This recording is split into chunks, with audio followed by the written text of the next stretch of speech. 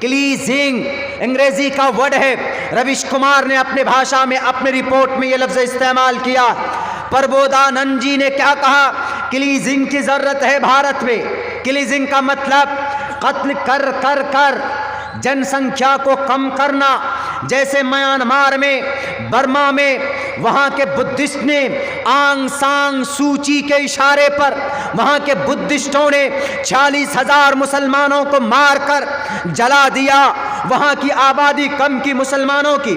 ऐसे ही भारत के अंदर कहा जाता है कि हम 80 करोड़ और मुसलमान 40 करोड़ है। इस आबादी को कम करना है तो क्लीजिंग करना होगा। प्रबोधानंद जी महामंडलेश्वर रत्नागिरी, महामंडलेश्वर हरिद्वार के उत्तराखंड के अंदर 17 से लेकर 19 दिसंबर के बीच में संसद, धर्म संसद ऑर्गेनाइज किया गया। किया आपने, बहुत अच्छी बात है। जैसे मुसलमान जलसा करते हैं, कुरान की बात करते, शरीयत की बात करते, अमन की बात करते, भाईचारे की बात करते। लेकिन अगर किसी पर इल्जाम लगाकर अगर मुखालिफ बात करता है तो वह गलत करता है। आप में और उस स्वामी नरसिंहानंद जी में, स्वामी प्रबोधानंद जी में, अन्नपूर्ण देवी में क्या फर्क रह जाता है? वो भी आपके खिलाफ बोलता है, आप भी अपनों के खिलाफ बोलते हैं। तो you are look like that person. आप सेम उसी तरीके पर आपकी सोच है, आपका माथा और आपका अकीदा है कि जैसे आज दुश्मनों ने इस्लाम इस देश में मुसलमानों की आबादी को कम करने के लिए क्लीजिंग की बात कर रहे हैं और कह रहे हैं कि सन 2024 के अंदर जनाब हम इस देश के अंदर सनातन वैदिक धर्म हिंदू राष्ट्र बनाएंगे। ये तैयारी चल रही। और आपकी क्या तैयारी है? मौलाना अब्दुल्ला के ऊपर बैंड लगनी चाहिए। मौलाना अब्दुल्ला ऐसे ऐसे बोलते। मौलाना अब्दुल्ला साहब, मैं एक तालिबे इल्म, स्टडी मेरी अब भी जारी, लेकिन मेरी जो सोच है वो पूरे भारत के तकरीबन 50% हमारे मुस्लिम भाइयों की और नॉन मुस्लिम भाइयों की सोच है। क्या सोच है? कि इस देश को सनातन वैदिक सनातन धर्म हिंदू राष्ट्र नहीं बनना चाहिए। इस सोच के ऊपर अब्दुल्ला बोलता है। हमारी ये सोच है। तकरीबन आधे % में भारत के अंदर हिंदू मुसलमान वो है जिनकी ये सोच है। तो हमारी सोच के खिलाफ हम अगर बोलते हैं तो एक तहरीक है गोया के हमारी टांग खिंचाई तो आपको नहीं करना चाहिए। तो पता है प्रबोधानंद जी ने क्या कहा कि हाँ इनका बढ़ रहा है, रोज़ बरोज़ जुल्म बढ़ रहा। देखिए इनकी आबादी बढ़ रही है। जनाब पहले तक तो ये बात कहते थे कि मुसलमानों की आबादी घटाओ, जनसंख्या नियंत्रण कानून लाओ, उत्तर प्रदेश में लाए भी गए। और आज ही नरसिंहानंद जी और अन्नपूर्णा देवी जी और प्रबोधानंद जी और बहुत बड़े बड़े नेता भी थे उसमें। और मेरे भाइयों आखिर के अंदर में कौन सा शस्त्र चलाने की ट्रेनिंग दी गई, वीडियो लीक हुआ है। और क्या बात है कि उन्होंने कि डायरेक्ट साफ लफ्ज़ों में ये कहा है कि इस देश को हिंदू राष्ट्र बनना चाहिए। अगर वहीं पर कोई ऑर्गेनाइज होता, अगर मैं इसी मंच में अभी बोल दूं कि नहीं इस देश को मुस्लिम राष्ट्र होना चाहिए तो मैं कल जेल के अंदर रहूंगा। फौरन FIR। 3 दिन गुजर गए, कोई FIR नहीं हुआ। SP सिटी साहब सौतंत्र सिंह SP सिटी हरिद्वार, आप तेल में कान में तेल डालकर क्यों सोए हुए? जब आपसे पूछा जाता है तो उन्होंने क्या कहा? अभी तक कोई FIR लॉन्च नहीं हुआ है जनाब, हम कैसे उनके ऊपर वो करें। सुओ मोटो क्या होता है जानते हैं आप? जानते होंगे सुओ मोटो के तहत ऐसे भड़काऊ भाषण देने वाले के खिलाफ FIR होना चाहिए और उनको जेल में डालो।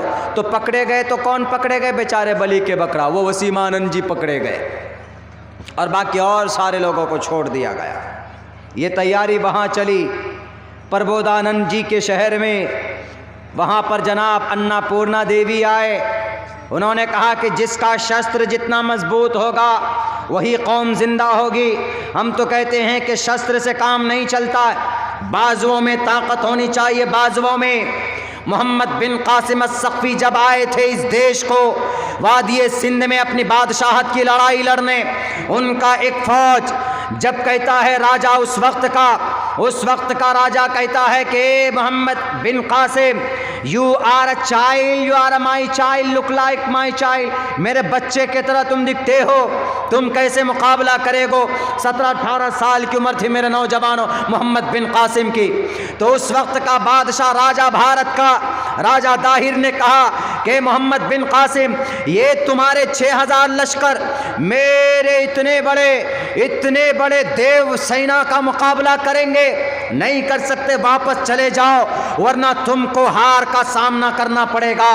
ये 18 साल का बच्चा, मैं सुनाना चाहता हूँ अन्नपूर्णा को, मैं सुनाना चाहता हूँ हरिद्वार के वो प्रबोधानंद जी को।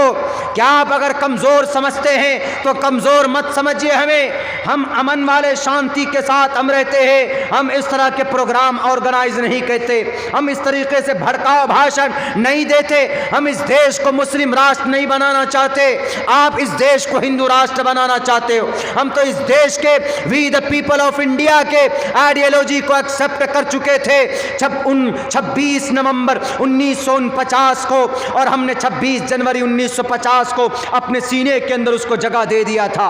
तो सुनिए क्या कहा मोहम्मद बिन कासिम को राजा दाहिर ने कहा कि चले जाओ मोहम्मद बिन कासिम, जहां से आए हो हज्जाज बिन यूसुफ के पास, वलीद बिन अब्दुल मलिक के पास चले जाओ, नहीं तो तुम्हारा जनाजा यहां से जाएगा। उन्होंने कहा क्यों? कहा तुम्हारे पास शस्त्र नहीं है, तुम्हारे पास तीर ताले नहीं है, तुम्हारे पास तीर भाले नहीं है, कैसे मुकाबला करोगे?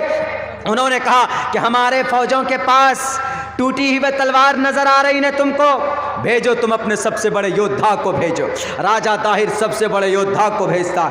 उधर मोहम्मद बिन कासिम एक मुशर्रा लिबास, शक्ल में दाढ़ी, सर पर माथे पे नमाज का निशान, उसको भेजता है कि जाओ फजर की नमाज पढ़कर वो सेना निकलने के बाद कहा कि राजा दाहिर के इस फौज को चखाओ तो मज़ा क्या होती है, तलवार की ताकत क्या होती है। सुनना कान खोलकर महामंडलेश्वर की यति नरसिंहानंद जी, अन्नपूर्णा देवी जी, प्रबोधानंद जी, अगर आपको ऐसा लगता है कि शस्त्र मजबूत हो तो कौम जिंदा रहती है, नहीं, कौम जिंदा रहती है सोच से, कौम जिंदा रहती है ह्यूमैनिटी से, कौम जिंदा रहती है अमन और शांति से, कौम जिंदा शस्त्र से नहीं होती। अगर शस्त्र से कौम जिंदा होती तो कौम आज के पास जितने बड़े हथियार थे वो कौम जिंदा होती, लेकिन आज उस कौम का नामो निशान नहीं। फिरौन को मानने वाले किप्ती लोग जिंदा होते, उनके पास बड़े बड़े हथियार थे, वो जिंदा होते। चाइना रूस के पास बड़े बड़े वेपन्स थे, रूस जिंदा होते, रूस के टुकड़े हुए। पता ये चला कि सोच से कौम जिंदा होती है, हथियार से कौम जिंदा नहीं होती है मेरे भाइयों। तो राजा दाहिर कहता है कि जाओ तो इसके छोटे और झूठे और कमजोर फौज को जाकर बताओ कि हम कौन है, राजा दाहिर कौन। यही बात ये सिंध में लड़ाई हुई।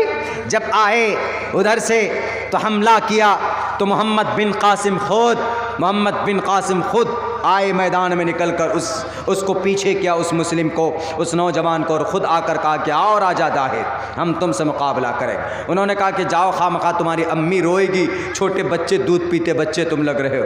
उन्होंने कहा क्यों? कहा कि तुम्हारे बाजुओं में ताकत ही नहीं, हमारे हमले को कैसे तुम संभाल पाओगे। उन्होंने कहा कि हम मेरे बाजुओं को मत, मेरे तलवार को मत देखो कि मेरी तलवार पतली है, छोटी है, कमज़ोर है, मेरे जज्बे को देखो और मेरे बाजुओं में देखो कितनी ताकत है। मैं खालिद बिन वलीद की औलाद हूँ, मैं सैयदुश्शुहदा अल-हमज़ा के मानने वाले हैं, हम साद बिन वक्कास के मानने वाले, हम तलहा के मानने वाले, हम ज़ुबैर के मानने वाले, हम वो हैं हुज़ैफ़ा इब्नुल यमान को मानने वाले, अबू ज़र ग़फ़ारी को मानने वाले, उम्मे अम्मारा को मानने वाले, हम वो हैं माज़ और मुअव्विस को मानने वाले हैं, हम मुसअब बिन उमैर को मानने वाले, बिलाल हबशी को मानने वाले। हमारी बाजुओं में ताकत होती है और हमारी यही बाजू तलवार बन जाती है। तुम अपनी ताकत पर इतराते हो ना, और राजा दाहिर उन्होंने कहा कि मेरे पहले इस फौज का मुकाबला करो, इस आर्मी का मुकाबला करो। मोहम्मद बिन कासिम ने भेजा, हमला किया, पलट जाते हैं मोहम्मद बिन कासिम ने उलटकर इतने जोर से हमला किया कि उसके ढाल को चीरकर उसके सर तक तलवार पहुंच जाती। तब कहा कि मेरी हाइट को कम मत समझना, मेरी हाइट कम है लेकिन मेरी फाइट बहुत है। राजा दाहिर, आओ लड़ो मैदान में। लड़ाई होती है, इधर लाखों का मजमा, लाखों की फौज, और उधर मोहम्मद बिन कासिम ओनली 6000 फौज को लेकर वादिये सिंध के ऊपर अपना झंडा गाड़ देते। कामयाबी की ताकत इसमें होती।